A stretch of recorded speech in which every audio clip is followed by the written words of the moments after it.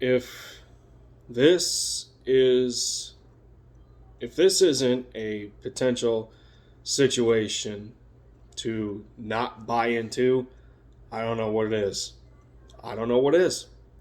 What is going on, YouTube? Lindy Endzone is back. What is up? I'm here with another video because we got some more Eagles news to go over. Two more coaching hires today. The first hire, well, I'll go with this one first since I have it up in a couple of my notes here. We managed to get another guy off of the Colts coaching staff. Lateral move, kind of surprising, and me, I'm not gonna necessarily look into this too far, but kind of weird thinking that Sirianni is able to take, or that, for that matter, Frank Reich is allowed to, or that he would be okay with letting go of the number of personnel on his coaching staff to come over to Philadelphia. So, including the new tight ends coach for the Eagles, Jason Michael. We now have him. We have Jonathan Gannon. And we have Sirianni, our head coach. So that's three guys off of the Colts coaching staff. I mean, like I said, I don't know if I'm gonna read deep into this. I don't think there's anything necessarily to read into, but nevertheless, that's quite a good amount of guys from a coaching perspective to take from one team. So Jason Michael now joins the group of the younger regime of our new coaching staff. He is the oldest hire so far at 42. Sirianni is 39. I believe Shane Steichen is about 35. And who else am I forgetting? I'm pretty sure Jonathan Gannon is the same age, or around the same age as Sirianni, about 38, 39. So I think them two are the same age. Shane Steichen is a little younger at 35. I think our new quarterbacks coach, Brian Johnson, I think he's only 33. And then you now have Jason Michael, who is 42. What I meant to start this video is the crazy part in this whole thing with rebuilding the coaching staff is that there's already three guys on staff, not including the quarterback coach, not including Brian Johnson, who also recently got hired. Not including Brian Johnson, there is three other individuals who have experience coaching quarterbacks. Jason Michael is one of them. He's been coaching since, well, it says about 2003, but that was as a graduate assistant at Tennessee, and he was quality control coordinator for the now Las Vegas Raiders back in 2005. 2006 is when he started as a quarterbacks coach and a quality control coordinator. So, according to his resume, he's been everywhere. He was the tight ends coach for the Jets as well in 2007. He is a tight ends coach for the Tennessee Volunteers in 2008. He ended up being a quarterbacks coach for the San Francisco 49ers and the Tennessee Titans. Then he eventually became a tight ends coach for the Chargers and Arizona Cardinals. And now he's here since the last couple of years of being a tight ends coach for the Indianapolis Colts. Quite an array of experience.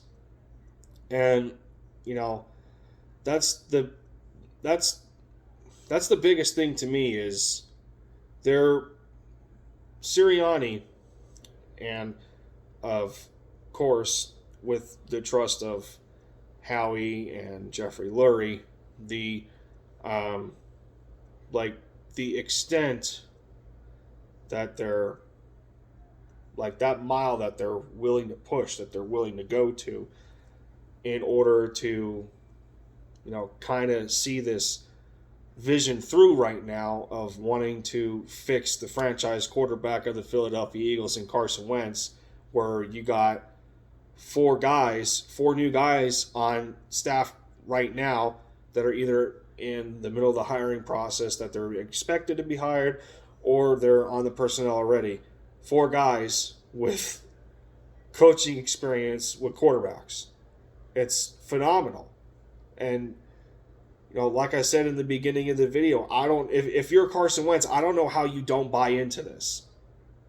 When and you know, the past is the past for a reason. You got to keep moving forward. The organization is now telling you that we're in full investment based on your thinking. It's because it's ultimately up to what Wentz wants to do. Like, we don't know at this point if he's still in the back of his mind wanting to request a trade. But this organization is putting out their hands, and they're basically telling them that we want you to do better. We're this investment that we made in you, we can't let it die out this early. And we're doing as much as we can to the best of our ability, and I think they're going. I think they're trying to go above and beyond, especially with these hires. That they want to see Carson back to the 2017 form and bits of the 2019 form. Like, I think, to me, if you can combine both of those years and discount his fumbling problem, I think that's the proper median of what the fan base wants out of Carson Wentz. You had an efficient Wentz in 19 minus the fumbles. Like I said, I know, minus the fumbles, Wentz was more efficient in 19 than he was in 17. But 17, he just had the plays. He had those plays that kept you glued to the TV screen, because he had that element of a positive unpredictability that you didn't know what he was going to do next. And that's, to me, that's kind of the perfect storm that you want to achieve in helping him get back to how, just to the talent level that Carson possesses. Because, talent just doesn't disappear. It doesn't. So, with that being said, I mean, their approach has been their approach has been great. I'm not going to go to the means of fantastic or phenomenal or almost, or just like flawless for that matter. I'm not going to say that, because there's still questions here and there, and whatever opinions may be. But yeah, that's really all I got on that. Is if I'm Carson Wentz, I'm buying in. I'm giving this a shot, because the Eagles are giving you a shot to resurrect yourself from what would probably be the worst season of your career that you're ever going to play. That's it. I don't know how you don't buy in. If I'm Carson, I'm buying into this. That'll do it. Once again, I continue the. Man, froze again. I froze again. So, but yeah, like I said, I definitely appreciate the continued support. I changed the description on my channel. So basically, if I ever get to the point where I see more success than the little bit that I'm getting right now, just doing this from a perspective of fun.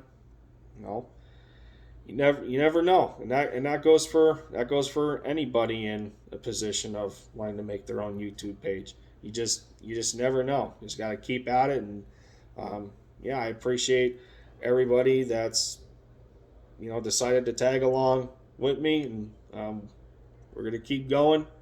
I got my Mavericks to catch up on, but I had to get some solely Eagles stuff out there for the moment. And this has been Lindy Endzone for the touchdown, taking the lead for the Eagles one video at a time. And I'll catch y'all in the next one.